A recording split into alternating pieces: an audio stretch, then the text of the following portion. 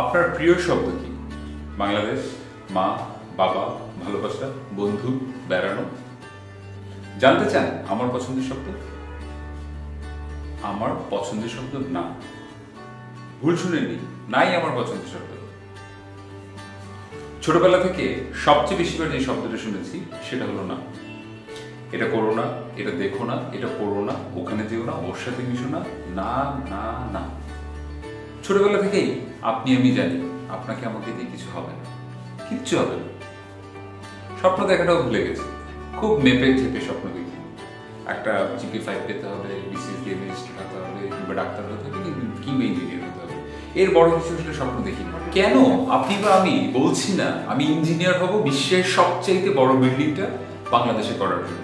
আচ্ছা, কেন আমি শুধু ডাক্তার হতে চাই? কেন আমি বলছি না আমি ডাক্তার হয়ে 1000টা বাচ্চার দায়িত্ব নিতে চাই? কেন আমি বলছি না আমি রেজিস্টার্ড হয়ে বাংলাদেশে ফরমালিন যুক্ত কোনো খাবার আর থাকবে না? কেন এত মেপে চেপে স্বপ্ন দেখছি? আচ্ছা, আমাদের ফাইন্যান্স মিনিস্টার বসিয়েছে স্বপ্ন দেখার উপর ভ্যাট ট্যাক্স, এখনো বসায়নি তো। কেন তাহলে স্বপ্ন দেখছি না? কেন স্বপ্ন দেখছি না চাঁদে যাওয়ার? কেন স্বপ্ন দেখছি না চাঁদে একটা ফ্ল্যাগই দেখা যাবে, বাংলাদেশের ফ্ল্যাগ? কেন স্বপ্ন দেখছি না বিশ্বের সবচেয়ে বড় সিটি প্ল্যানটা বাংলাদেশে হবে?